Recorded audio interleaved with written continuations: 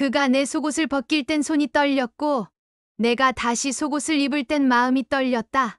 이 나이에 팬티 한 장 벗는데 숨이 찬 건 처음이었다.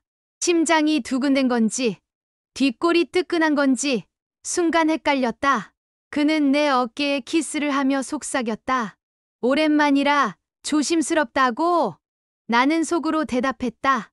오랜만은 무슨, 이건 기억이 재조립되는 수준이라고. 오래된 학교 책상 위에서 우리는 젊은 시절 못했던 일을 천천히, 조심스럽게, 그러나 절박하게 해냈다. 가만히 숨을 참고 있던 내 몸이 그날 처음으로 한숨을 내쉬었다. 그날 밤, 내 몸은 누군가의 손길을 기억했고, 내 마음은 여자라는 걸 다시 인정했다. 내 이름은 유영숙, 66. 서울 마장동에서 미용실을 30년 넘게 했다. 간판엔 헤어영이라 써 있지만 요즘 사람들은 그걸 헤어져로 잘못 읽고 들어왔다가 우울한 얼굴로 나간다. 난 그게 내 인생 같아서 더 우스웠다. 남편이랑은 11년째 별거 중이다. 같이 안 산 지 오래라 남보다 덜 친하고 남보다 더 불편하다. 딸 둘은 외국에 있고 손주 둘은 카카오톡 생일 축하 이모티콘 하나만 보낸다. 그러니까 내 하루는 평일처럼 반복된다. 머리 감기고 말리고 다시 감기고. 인생도 똑같다. 젊을 땐 애 낳고 중년엔 돈 벌고 늙어선 허리 펴고 살아보자 했는데 막상 허리 펼 시간엔 혼자 밥 먹고 있었다. 그날도 혼자서 라면 하나 끓이며 라면 끓는 동안 얼굴에 팩 올리고 거울 앞에 섰다. 주름 사이로 팩이 끼어 있었다. 아, 진짜. 누가 봐도 인생의 쫄면식이다. 쫄깃하고 꼬들하긴 한데 맛은 호불호 갈리는 그런 시기. 그런 나에게 봉화 출장 얘기가 들어왔다. 조합에서 시골 미용실 리모델링 맡아달라는 제안. 처음엔 귀찮았는데 막상 차에 오르니 신났다. 심장이 콩닥댄다기보다 요실금 약 챙기느라 긴장한 느낌에 가까웠지만 그래도 뭔가 새로운 일이 생긴 건 분명했다. 봉화에 도착한 첫날 하필 비가 내렸다. 밥 먹을 데도 없고 무작정 근처로 걷다 보니 오래된 폐교를 개조한 카페 하나가 눈에 들어왔다. 간판도 없고 입구엔 고무나무 화분이 비에 젖어 있었다. 도어락 대신 낡은 손잡이. 삐걱 소리와 함께 문을 밀자 묘하게 진한 커피 향이 풍겼다. 거기 그가 있었다. 이름도 모르고 성도 몰랐던 그 남자. 남자는 키가 크고 나보다 나이가 조금 더 있어 보였다. 긴 소매를 걷고 창가에 앉아 책을 읽고 있었는데 내가 들어서자 고개를 들었다. 그 미소가 참 나를 무장해제 시켰다. 나는 그냥 라떼 하나 시켜놓고 창밖을 보며 앉았다. 비가 내리는데 이상하게 그 자리가 따뜻했다. 그날 이후 나는 이유 없이 그 카페를 자주 갔다. 일 마치고 혼자 숙소에 있으면 정막이 너무 컸다. TV도 안 나왔고 와이파이도 잘 안 됐다. 그러니까 결국 나는 외로워서 카페에 갔다. 그 남자가 있어서 좋았다. 이름은 김재원. 68.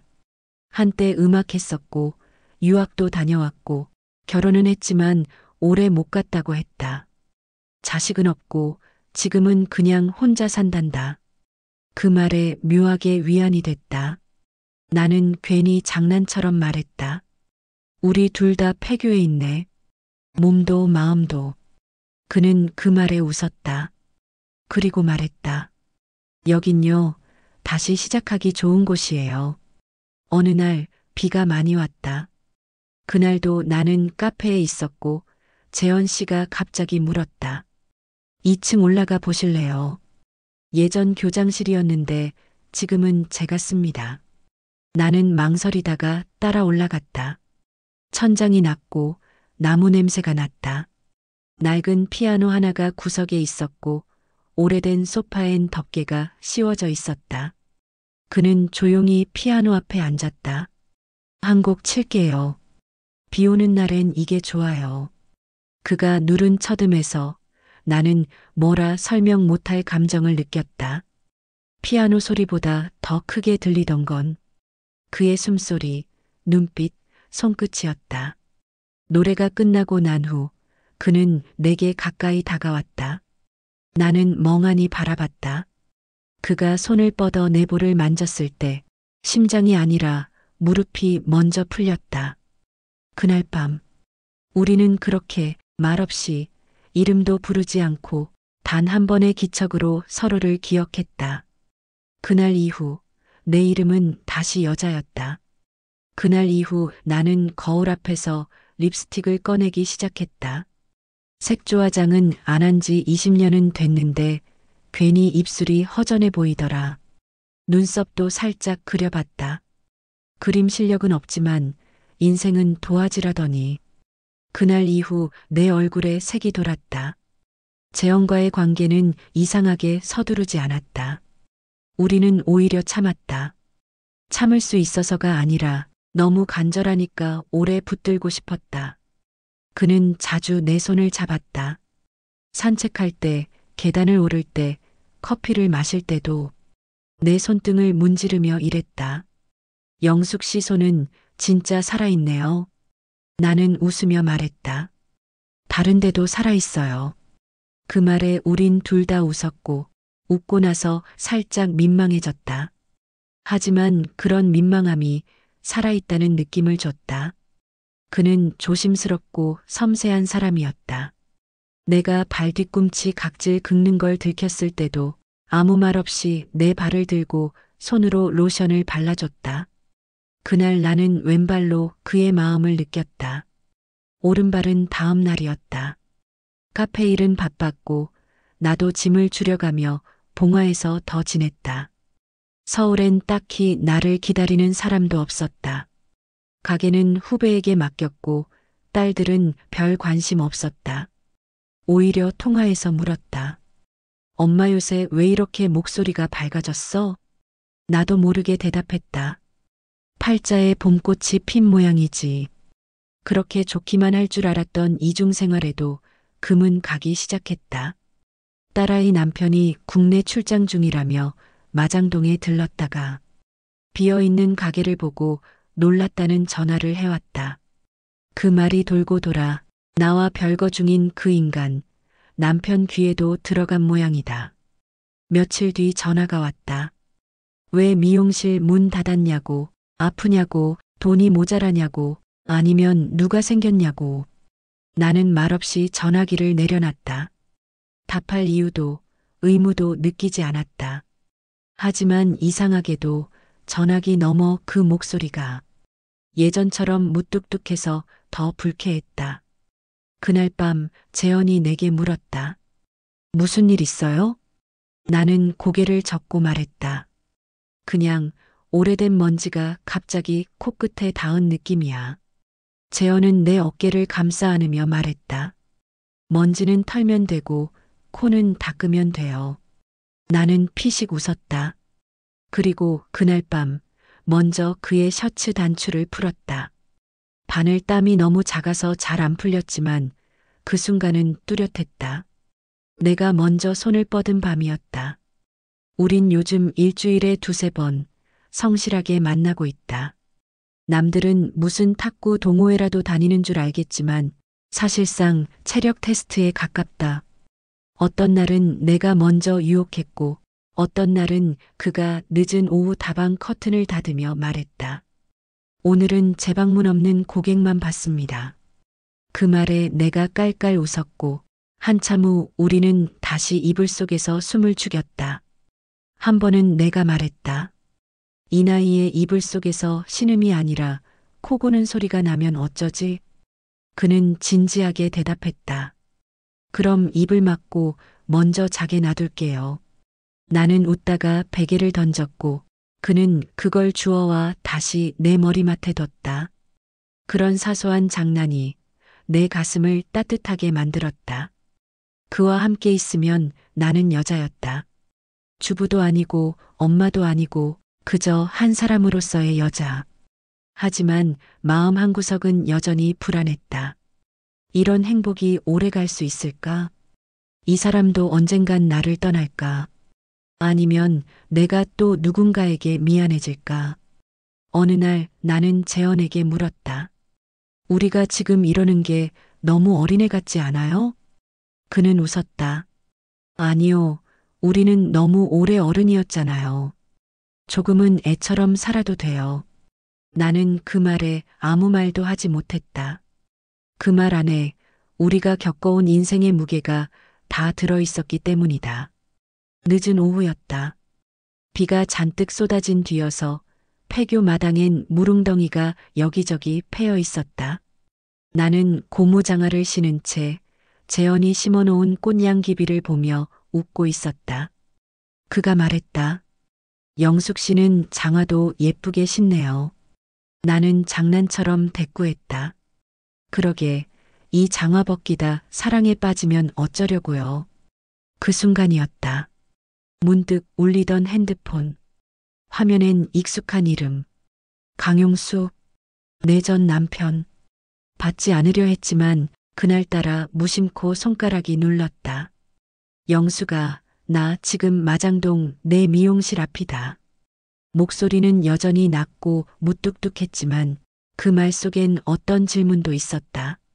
너 어디 있냐고 묻지는 않았지만 내가 어디 있는지는 이미 알고 있는 목소리였다. 전화를 끊고 나는 멍해졌다.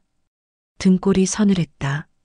아무 잘못이 없는데 괜히 죄 지은 기분. 결혼 서류상으로는 아직 부부였고 나는 지금 남의 집 이불에 내 체온을 남기고 있었던 것이다. 법은 지키고 있지만 마음은 이미 배신 중이었다. 재현은 말없이 내 손을 잡았다. 왜 그래요? 무슨 일 있어요? 나는 머뭇거리다 말했다. 전 남편이 미용실에 왔대요. 그는 한참 동안 말이 없었다. 그리고 조용히 말했다. 그럼 이제 정리하셔야겠네요. 그 말에 나는 울컥했다. 왜 그렇게 가볍게 말하지? 이렇게 오래 참았는데 이렇게 어렵게 다시 여자로 살아보려고 했는데 나는 괜히 짜증 섞인 목소리로 말했다. 정리 안 했다는 건 아니에요. 다만 현실이 좀. 그는 내 말을 끊지 않았다. 오히려 내 어깨를 감싸 안았다. 괜찮아요. 저는 지금 영숙 씨 마음이 더 궁금해요. 며칠 뒤 나는 서울로 올라갔다. 정리하러 간다고 했지만 마음은 복잡했다. 마장동 가게는 그대로였다. 그동안 후배가 정리해둔 의자 위에 앉아 거울을 봤다. 주름이 더 늘어난 것도 아닌데 왠지 눈가가 더 외로워 보였다. 그날 저녁 전 남편과 마주 앉았다. 그는 내 얼굴을 보자마자 말했다. 누구야? 나는 대답하지 않았다. 다만 차분하게 말했다. 이혼하자.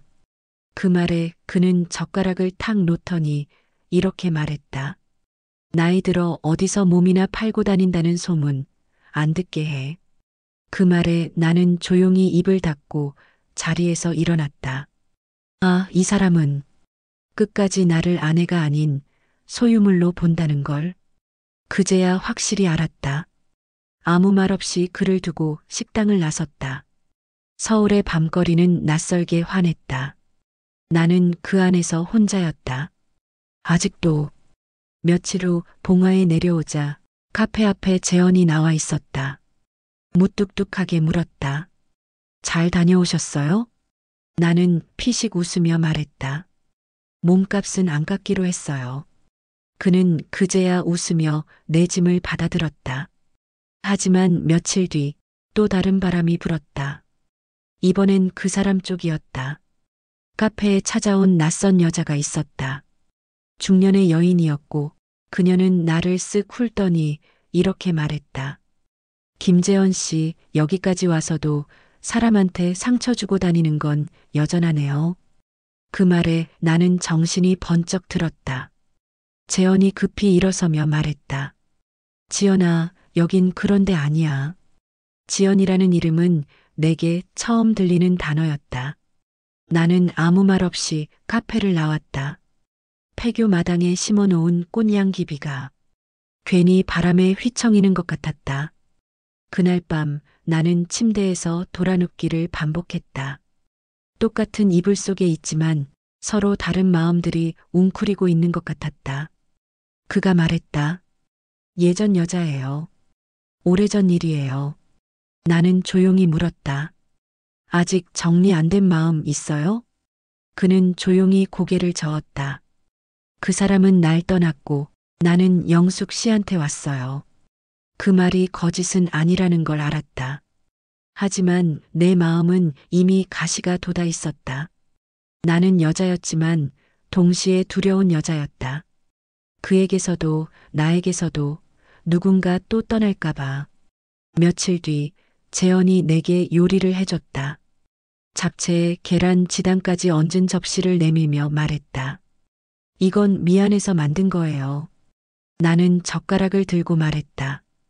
그럼 다음부턴 국물 요리로 사과하세요. 내가 짠 눈물을 좀 섞게. 그 말에 우리는 웃었고 웃다 보니 또 배가 고파졌다. 배가 부르자 마음도 부풀었다. 그날 밤 나는 먼저 그의 손을 잡았다. 이불 속에서 우리는 아무 말도 하지 않았다. 대신 숨이 잦아들 때까지 서로의 체온만 확인했다. 그날 이후 나는 모든 걸 털어놨다. 미용실 단골 언니들한테도, 조합 선배들한테도, 심지어 안산 요양병원에 누워있는 남편에게도. 누군가는 웃었고 누군가는 욕했다. 하지만 나는 시원했다. 속이 후련하다는 말, 꼭 화장실 갔다 온 것처럼 후련했다. 그 사람 유진우 씨는 떠났다. 떠난다는 말도 없이, 흔적도 없이 그가 주운 내 팬티처럼 깨끗이 사라졌다. 소용없는 일이었단 걸 깨닫기까지 나는 일주일을 밤새 악몽에 시달려야 했다.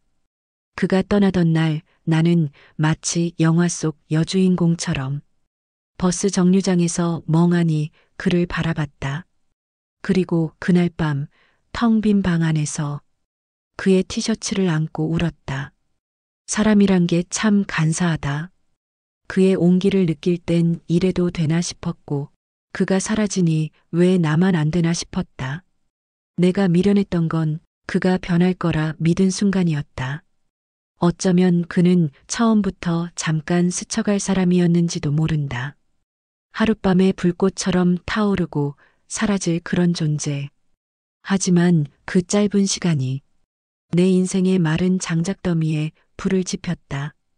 그의 마지막 흔적은 복도 끝 커튼 뒤에서 발견한 콘돔 한 개였다.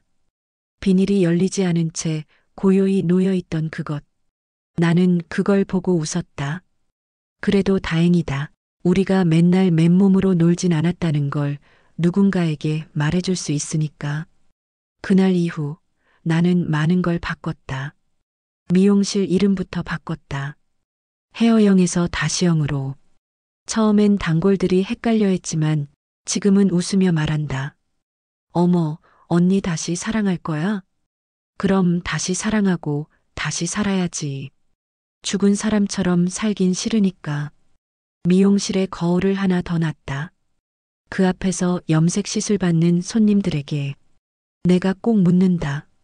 언니, 최근에 연애해 본 적 있어? 없으면 빨리 해. 자궁도 서운하단다. 그 말을 들은 60대 언니가 배꼽을 잡고 웃는다. 나도 웃고 거울도 웃는다. 그의 흔적은 내 몸을 지나. 이젠 농담이 되어 사람들의 입에서 돌고 있다. 그가 남긴 건 사랑이 아니라 살아도 되겠구나 하는 용기였다. 그리고 그를 잊게 해준 건 다름 아닌 나 자신이었다. 나는 이제 사람을 고를 줄 안다. 겉으로 인자해도 눈빛이 음침한 사람은 거른다. 조용히 웃으며 말을 돌리는 남자도 거른다. 무엇보다 내 팬티를 말없이 훔치는 사람은 절대 안 본다.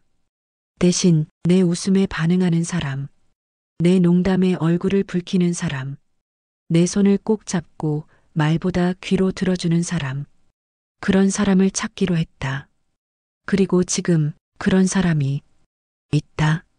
누군가 내게 물었다. 그 사람도 당신처럼 한 번 다녀간 사람이냐고. 나는 대답했다. 아니요. 이번엔 내가 그 사람에게 첫사랑입니다. 늦었지만 첫 번째 사랑. 이 영상을 보고 계신 당신께 묻고 싶어요. 당신은 마지막 사랑이 아니라 첫 번째 설렘을 느껴본 적 있나요? 좋아요와 구독, 그리고 댓글로 당신의 이야기도 함께 들려주세요. 내가 살아있음을 느낄 수 있게 해준 건 그의 손이 아니라 여러분의 이야기였습니다. 우리는 아직 살아있어요. 그리고 사랑할 수 있어요.